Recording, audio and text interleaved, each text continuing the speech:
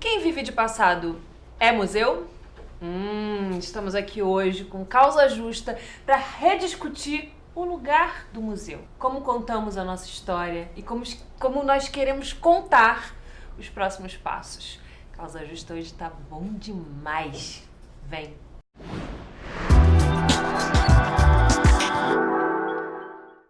O museu tem uma coisa que as pessoas ainda acham que ele é de coisas antigas, Velharia, de coisas velhas, não sei o quê.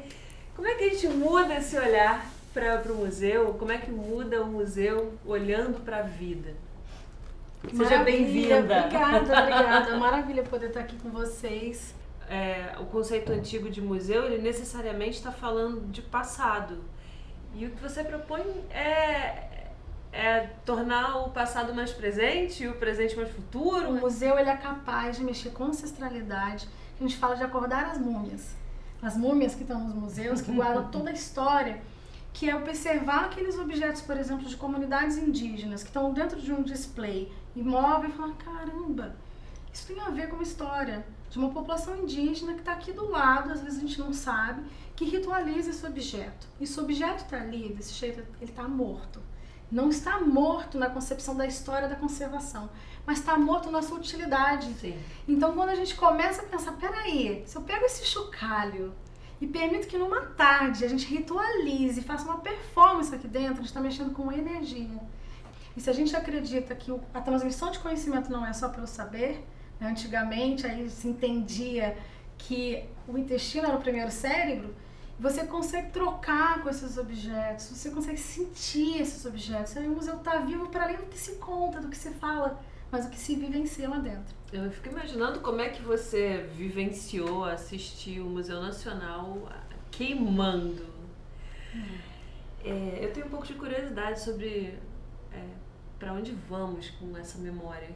Tanto a que se perdeu e o que se pode resgatar a partir disso. Assim, não sei até que ponto você está a par dessa discussão ou participativa dessa história, mas eu acho que foi uma coisa que mexeu com a gente de um modo geral. Assim, acho que os brasileiros, talvez muita gente nem tenha entrado lá no Museu Histórico, mas quando viu aquilo se perder, entendeu o tamanho, né? Sim.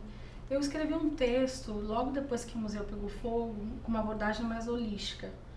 Porque eu entendo que ali a gente tinha uma presença de vários elementos, né? O fogo, a gente estava num momento que era da independência do Brasil, era a semana da independência do Brasil. Num lugar onde a gente está falando de uma história de escravidão, porque ali era a casa de um senhor de escravo, o primeiro do Brasil, que trocava favores com Dom Pedro I. Então, o que acontece quando a gente remonta uma história que pede para ser recontada através do fogo? A gente está falando de uma alquimia da transformação no campo do saber e da memória. De transmutar. Eu totalmente acredito nisso. Eu acho que os museus ocupam um lugar de sabedoria, de conter a história de um povo, de uma nação, e que a terra falou, olha, desculpa, mas esse povo é muito grande, é muito forte, e a gente quer participar dessa história. É claro que é trágico, é muito trágico. Eu fui lá na frente do museu chorar, fiquei lá, faço parte de corpos também, de associações de museus, o International Council of Museums, que trabalha muito na proteção desses bens internacionalmente para conseguir códigos de ética que permitam que esses museus tenham segurança. Mas tem um lado que é entender qual é a correlação que esse museu estabelece, por exemplo, com o parque que está ali na frente. O que a terra está pedindo para ser regenerada? Eu não posso separar a sustentabilidade ambiental de um parque que está ali, de uma história expositiva que está acontecendo aqui dentro e biológica. Isso tudo é integrado.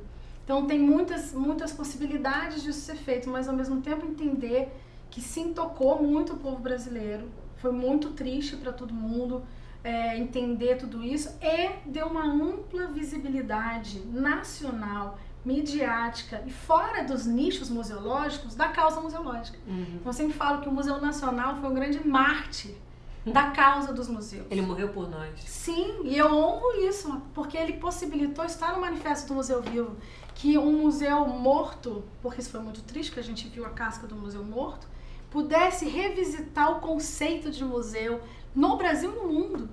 Então ele é um mártir da causa museológica. Eu entendo assim mesmo. Porque a gente poder valorizar a nossa história, mas também o museu cativar o brasileiro para brigar por essa história, para contar essa história lá dentro, né? Tudo junto, integrado, não tem separação. O que eu posso ser? Eu posso abraçar esses povos indígenas cujas línguas estavam gravadas aqui e muitas se perderam agora.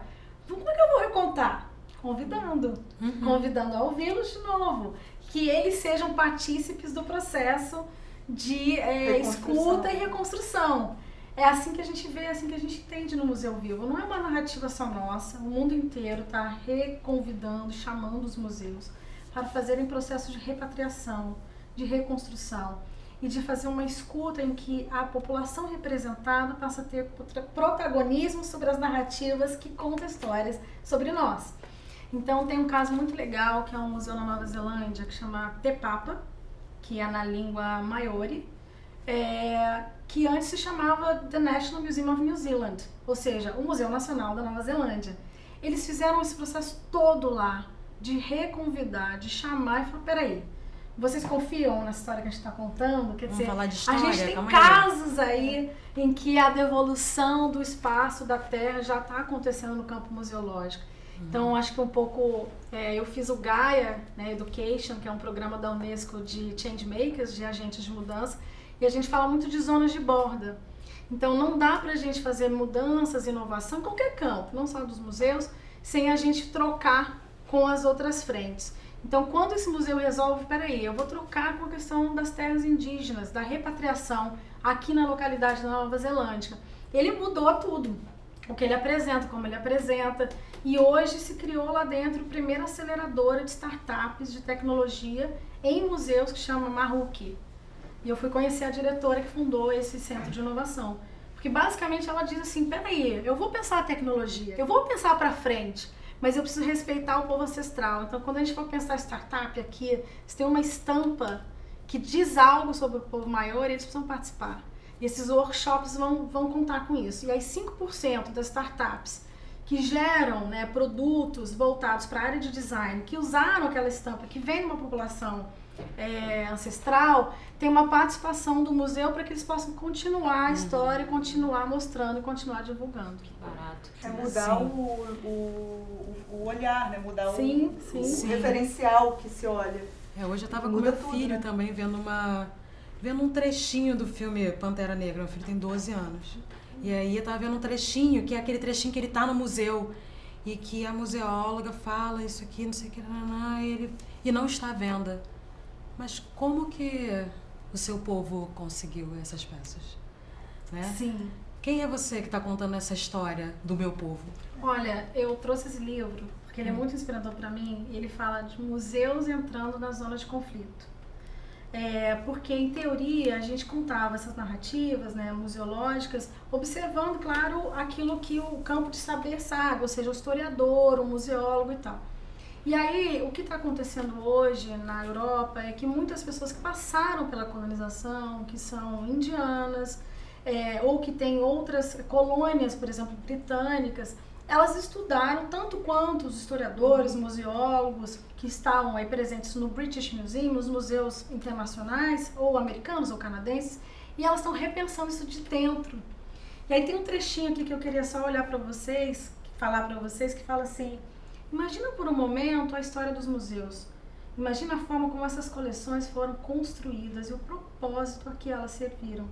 Pensa na forma violenta que os encontros se deram e muitas vezes deixando para trás coleções de curiosidades da época da exploração.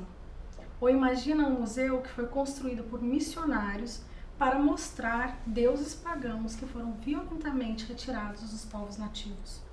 Então ele conta um pouquinho a história dos povos que olham para esses museus, não se sentem representados e foram usurpados da sua cultura e da sua memória. Existe todo um processo agora de questionar os grandes museus sobre as devoluções. Então, o mármore que está lá no British Museum... Então, a Alemanha tem aquele que é o muro, né? Sim. O portal inteiro, esse é o museu. E a população afrodescendente, com relação aos museus africanos, que tem toda aquela coleção maravilhosa que está toda distribuída pelos museus europeus. Assim como a diáspora levou todo o povo para fora do continente. Não, mas é assim, é chocante, porque é um museu inteiro que é pedra, eles levaram... É absurdamente chocante porque eles levaram uma construção. Não é nem mais um negocinho que você, sei lá, coloca uma bolsa. Claro, mas assim, é uma construção. São você pegar uma casa. navios. E uma coisa que estava fincada no solo e você carregar e fazer um museu disso em Berlim. Então, e por quê? Muito chocante. Ao mesmo tempo que chocante, assim, eu acho triste. Não, exatamente, mas chocante nesse ponto. Porque ao mesmo tempo que você olha, você tem aquela coisa imensa, um portal azul gigantesco, que é totalmente fora do lugar. Isso é uma grande pilhagem. E é muito importante você trazer isso, porque é a questão da colonização, né, que você trouxe. Por que a decolonização ela é tão importante, energeticamente, politicamente e economicamente, quando o museu decide fazer reparação e repatriação? Porque, na verdade, você está contando a história com outro ângulo e faz com que a população se sinta de novo dona da sua narrativa. Você reconta uma história de poder, recoloca, reequilibra as forças, né, e as relações de poder de tal forma que expande outros campos de saber e outras formas de atuação dessa sociedade. Você libera ela desse lugar entre o colonizado e o colonizador para dizer, olha, na verdade a história não é bem assim. Quando você faz talvez um lugar de meia-culpa, mas também um lugar de troca, dizer, olha, corresponsabilidade. A gente viveu um momento lá atrás, um momento histórico em que se deu assim, mas a gente reconhece os museus do Holocausto fazendo isso, os museus da escravidão fazendo isso, e os museus olhando as diásporas, né? Tem um museu da escravidão em Liverpool que eu fui conhecer, já trabalhei muito com a relação entre o Reino Unido e o Brasil dos museus, e eles contam um pouquinho como que a única verdade que eles podem prestar agora sobre a diáspora africana no continente, na relação com o Reino Unido, é fazendo com que a população que visita o museu possa doar, ou ser ativista, ou voluntário em ONGs que trabalham com a escravidão moderna.